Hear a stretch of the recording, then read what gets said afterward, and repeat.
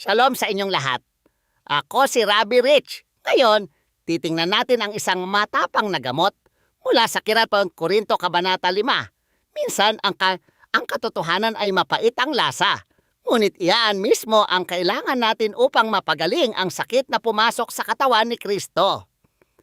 Sinimulan ni Pablo ang pagtalakay sa isang ulat ng kasalanang sexual sa iglesia sa Korinto.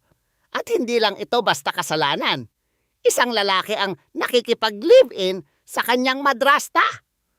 Kahit ang mga pagano noon ay hindi gagawa ng ganoong bagay. Batay sa autoridad na ibinigay sa kanya bilang apostol ni Hesukristo, hinarap ni Pablo ang problemang ito. Pinunan niya ang grupo ng mga nananampalataya dahil sa halip na malungkot ay nagmalaki pa sila at hinayaang magpatuloy ang lalaki na parang walang nangyayari. Ito ay nagdadala sa atin sa isang mahirap na tanong para sa araw na ito.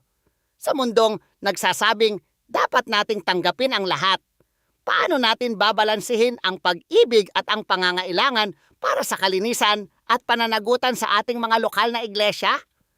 Gusto kong marinig ang inyong mga saloobin. Mangyaring sumagot sa comment section sa ibaba ngayon din. Ginamit ni Pablo ang pagdiriwang ng Paskwa bilang halimbawa. Binanggit niya ang hametz o lebadura na simbolo ng kasalanan.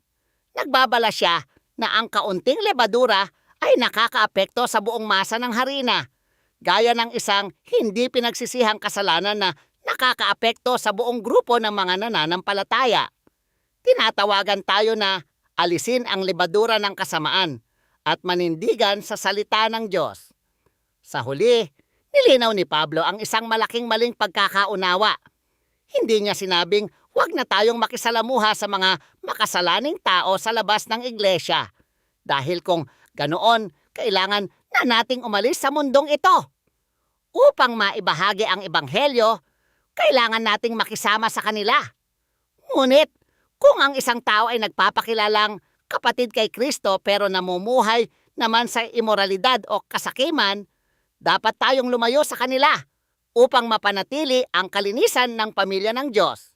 Ang disiplina ay para sa pagpapanumbalik at kaligtasan. Ito ay tungkol sa pagkakaroon ng kapatid na magtutuwid sa atin gamit ang salita ng Diyos. Hanggang sa muli, manatili kayo sa salita.